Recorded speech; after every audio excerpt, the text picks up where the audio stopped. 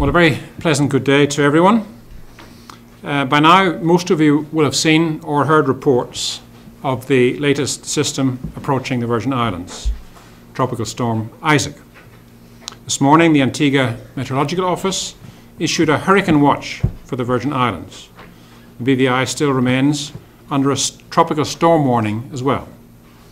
A hurricane watch means that hurricane conditions are possible within the watch area.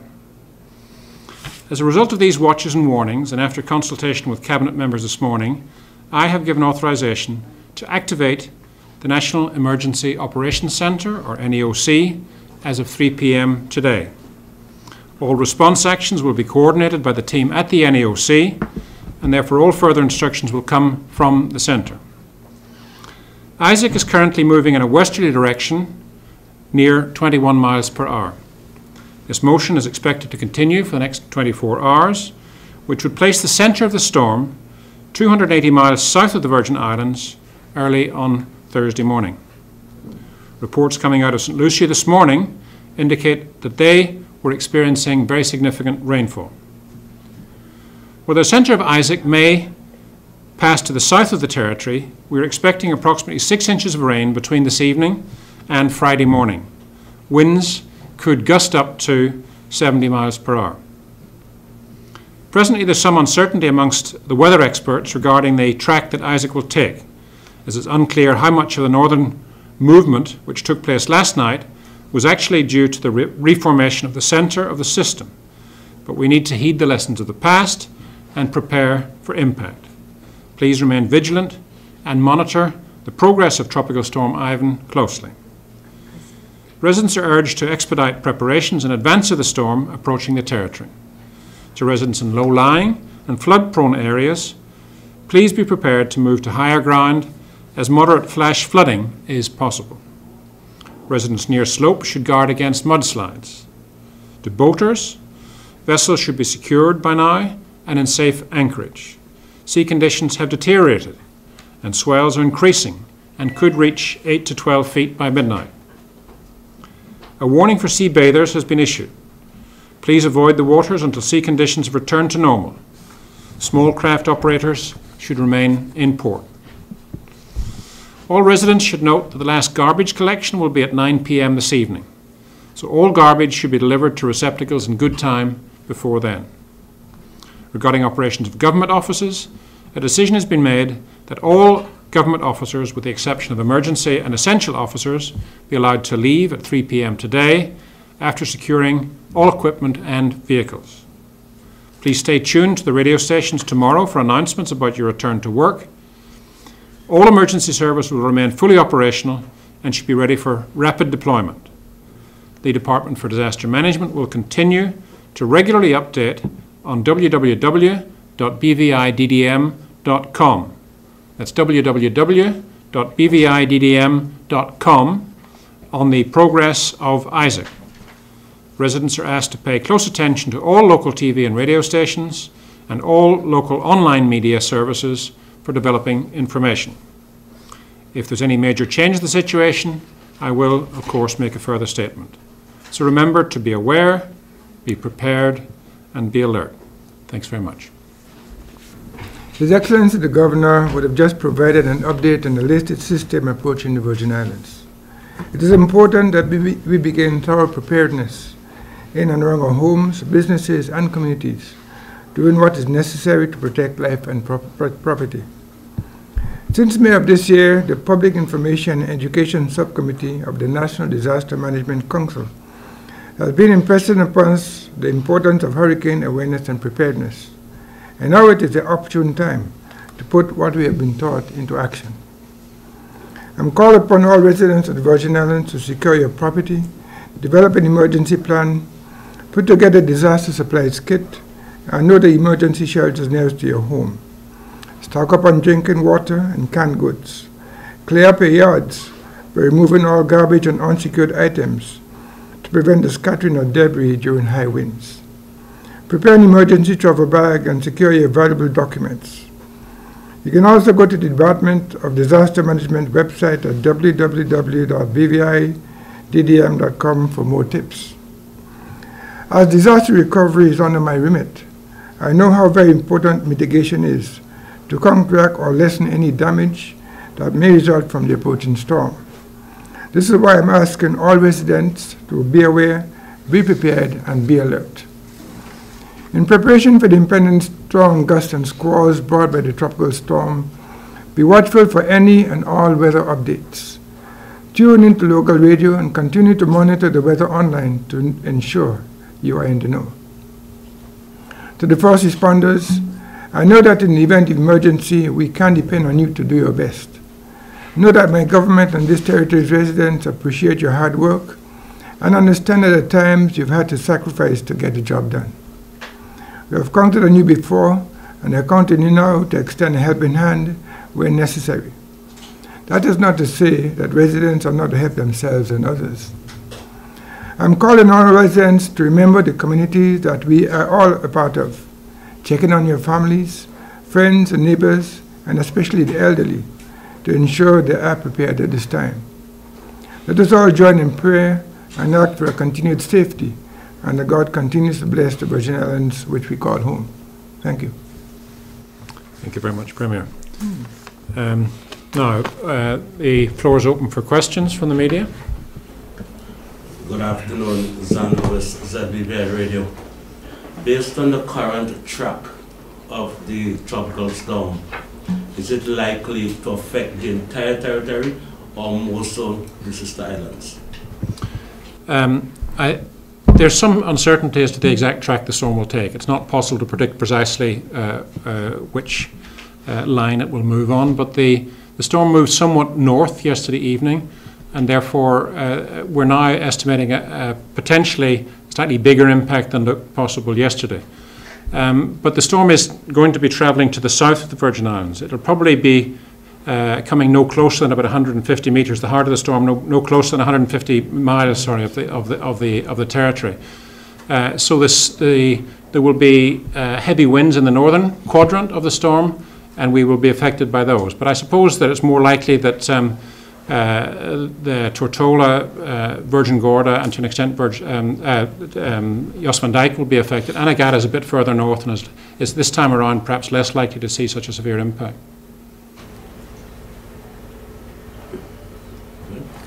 Yes, the last time we had, that was 2010, there was a storm that impacted the territory. One of the concerns was businesses that remained open even though advisories and warnings were issued. What's going to happen should it become serious? Well, the Department for Disaster Management in touch with those businesses. The expectation is that the heavy winds and squalls won't hit us until late this evening. So businesses which remain open early evening shouldn't be a problem, but we certainly would advise all business to close by say 9 o'clock this evening. Jason from the Beacon. Could you talk a little bit about the role that the Argus is going to play in potential in preparation and certainly recovery, if it comes to that? Certainly. The Argus is the Royal Fleet Auxiliary vessel which has been in BVI for the last couple of days. It's now left BVI. It's moved to Anguilla and is actually now positioning itself to the north of the storm so that it doesn't get heavily impacted itself by the high winds and high waters. If the territory were to be seriously impacted by the storm, the Argus would come in to the territory in the aftermath of the storm and would provide such assistance as it can. It's equipped with very significant heavy lifting equipment, rescue equipment, firefighting equipment, and it also has a lot of personnel who could come ashore and help with clear up. So what will happen is we'll be monitoring the storm. If the impact looks to be very serious, then the Argus would come in afterwards and would provide that support. But it's essentially in support of the civil authority, support of what's being done here, coordinated through the DDM. Premier, this one's for you. Government recently received $15.7 million to help with the rehabilitation for damage caused by Otto. How worried are you and your government as regards the work that has already started to utilize this money? And here you have a storm which is expected. How worried are you and the government that this storm could do more damage to the work that has already been repaired? Well, I must say that fortunately not a lot of work has been already begun. because there's still some preparatory steps we must undertake before we can, fully get into that work. So from that respect, we are lucky. But the other part of that is that part of the remit of debt on the repairing those roads, etc., is to do so in a way that they are more resistant to damage by hurricanes, floods, etc. By, for example, putting in proper drainage systems, so they won't be as badly affected as they would otherwise. So there's a limited amount of work that has to be going on or completed, or you're putting a hold on it until after? Or? Yes, of course. No work will be continued from today until after the hurricane is passed. And usually hurricane is 1-2 days, and after that the recovery begins and then work can continue. If you, for example, notice the work that was done on the Paul Watley Road, you notice that we're going to great extent to put in proper drainage system there. And this is the kind of approach we're going to be taking to the repairs on all the other roads. So you're not worried at this time? No. I know it's a few days out, but it looks like Tropical Storm 10, I believe, is already forming. Is that a concern at this time? Do officials have a read on what that's going to do? Well, we've been following not just Isaac, and I think by the way I said earlier on, I mentioned Ivan rather than Isaac. It's actually Isaac, the I this time around. Isaac is the immediate threat. As I explained, we don't know yet whether it will be a hurricane or tropical storm when it hits us. There's a small possibility it will be a hurricane, but we can't judge for certainty. But we've also been following the system which follows up behind, which is 2 or 3 days behind Isaac. It looks at the moment as though that is on a more northerly track and could miss us, but clearly these storm directions can change, and so we're continuing to monitor very carefully what the following storm will do. You spoke about rescue, you spoke about emergency services personnel. Are they on alert ahead of the storm? Do you have extra staffing in the police, in the fire services? Are they on watch? We've just had a meeting of all the key stakeholder agencies, including the fire service, the police, as well as disaster management, persons representing the hospital and so on. And all departments have reported back that precautions are in place, that all due measures have been put in place, including obviously the police and fire service looking at their staffing levels, the public works department the same. So each agency is responsible for its own decisions as far as manpower are concerned, but we've been assured that all those measures have been taken that need to be taken in advance of the storm. I was very impressed by the quality of preparation that's been done this time around. We had a report back from every agency, and my sense is that all have done what they possibly can to prepare for the storm this time around. And you're confident that there's enough staffing to deal with both the immediate response and also the initial recovery phase? Well, obviously it depends on the size of the impact, but we have some spare capacity in the form of the Fleet Auxiliary personnel who are on board RFA Argus. They could probably provide about 100 or more staff to come ashore to help if the impact of the storm was very severe. If you recall, what happened after Otto was we had RFA staff came ashore and helped clean up down in Purcell. That was a fairly modest operation, but if we had a heavier hit and we needed, for example, heavy lifting equipment or additional fire or rescue equipment, that could be provided by the Argus, which would come in to support, assist and complement what we have here on the island. Thank you. Can I add something? Yes, sir. Yeah. What usually happens, in these occasions is that the persons in civil society, they also take part in the recovery effort, the immediate and the long-term recovery effort. And this morning reported that you got a list of all the persons who got heavy equipment and the contractors, and they also will be ready to get involved. That's right. If you recall, that's exactly what happened in Earl, and Public Works this morning reported they're in touch with or have contact details for all the equipment suppliers and so on. So hopefully that would help to ensure that there was complementary staffing provided by the private sector. A question from the back, Gordon French, PVI Platinum. You mentioned you got a report back from all the agencies today.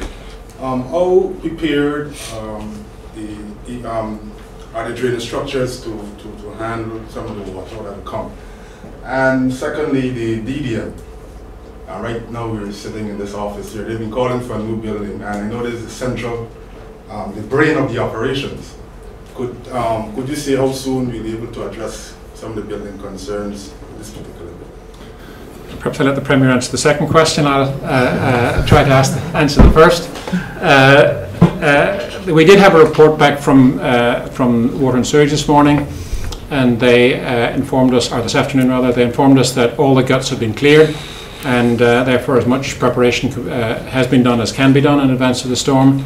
Again, it depends how much rain falls, and we can't determine that in advance. So whatever could be done to clear the drains and ensure there's little clogging of those drains, the guts as possible, has been done.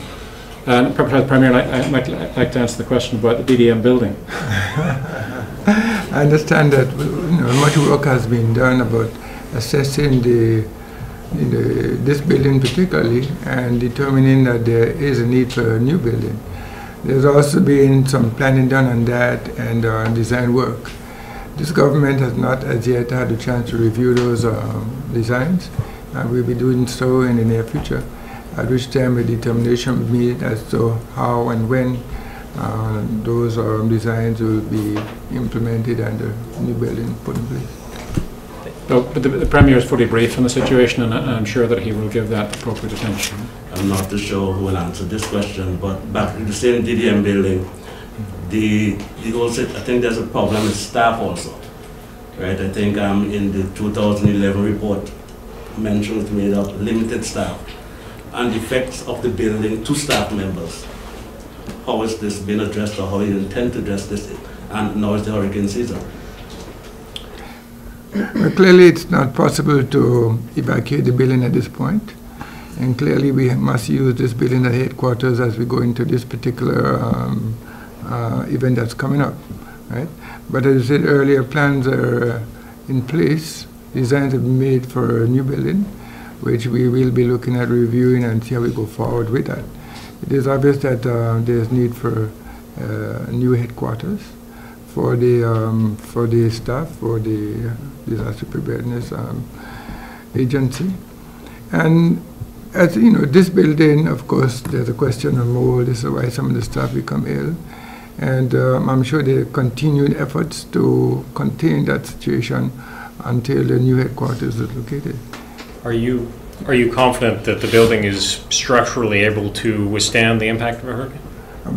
At this moment of this the event that's coming up, yes. There has been some work done on a temporary basis to refurbish the building. That was done about 3-4 months ago. In advance of a full replacement, temporary measures have been taken to secure the building, and the communication centre here, which is a critical part of the building, is all fully operational and working well. Thank you. Go ahead, Gord.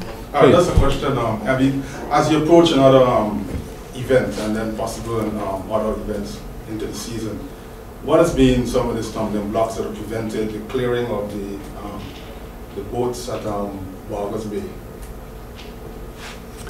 I think the boats at Boggers, you mean the derelict vessels at Boggers Bay? Well, we've been in touch with the Ports Authority and with the shipping registry about that. In fact, we had a discussion this morning, and the Premier's office are going to look into that matter now, just to see if those boats can be secured. No, why it took so long?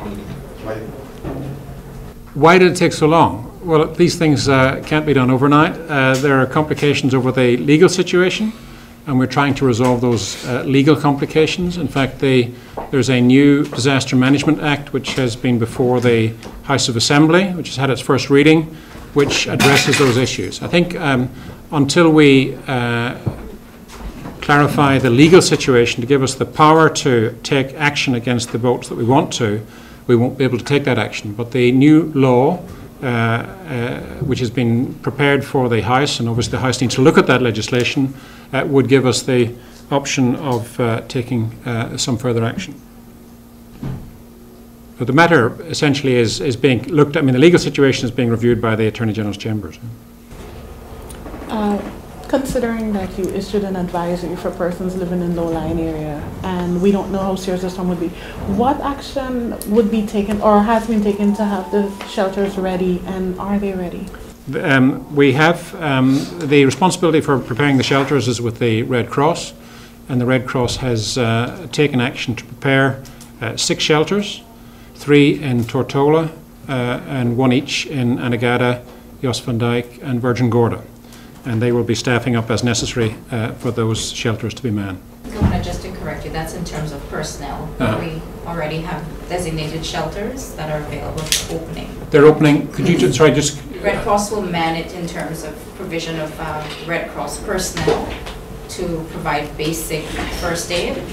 The primary shelters have already been assessed and they are ready for opening if we do need them. I just perhaps read through the list of shelters that are ready for opening. One is the East End Longlook Community Centre. The second is the Long Trench Community Centre. The third is the Roadtown Methodist Church Centre. Fourth is the Emile Dunlop Community Centre in Anegada. Then St Ursula's Catholic Church Centre in Virgin Gorda, and Jos van Dyke Primary School on Jos van Dyke. Governor, the DDM more than one occasion complained about the response from the private sector, right, in terms of responding to emergency situations. And it's a concern that they continue to express. How worried are you, how concerned are you at this point when the issue has not been addressed and we have this situation developing? Well, I think again, I would say that there are language appropriate provisions have been included in the new Disaster Management Act, which is before the House, and so I hope that those that can be resolved soon, and we can take such measures we need to. What measures are you talking about? That would, for example, allow us to take action against shop owners who ignored advice to close. As well as the development of disaster management plans for critical facilities within the private sector. There has been a lot of dialogue with the private sector about disaster management plans. I mean, since the hurricane of 2 years ago and the tropical storms of 2010, there's been a lot of interaction between the private sector and the DDM. And every single entity of substance has had to develop a plan. All government departments and all substantial entities have to develop plans which are cleared through the DDM. And that's helped to improve the quality of preparedness in the territory. Were meetings held with the BVIEC? Because after Otto, there were concerns about the time it took for the power to be restored. We had the Electricity Corporation were here today at the meeting, and they've given us assurance as to how, as to their state of preparedness. They're confident that they can manage it. Clearly, if the winds were very high, you could get some power outage. That's always possible. Power lines can come down, but they've taken precautions so that when the wind gets to a certain point, they will cut electricity to prevent the sort of problems we might have otherwise experienced. There's no guarantees, of course. You know, the storm is a storm, and you can't guarantee that you'll have no electricity cuts. But I must say, as far as the electricity department corporation is concerned, they have always been very proactive, and even during the hurricane, to go out and fix poles, and they've always received high praise from the community at large for what they have done. The one time you recall was when there was a delay in restoring power was actually to do with the station down at Intake pipe. Pardon? The intake pipe at Seacows Bay, at Buckwood Pond, yeah. And that did take 4 or 5 days to restore, but that was a very specific matter. Normally, if it's just power lines down, the experience has been that those are restored pretty fast.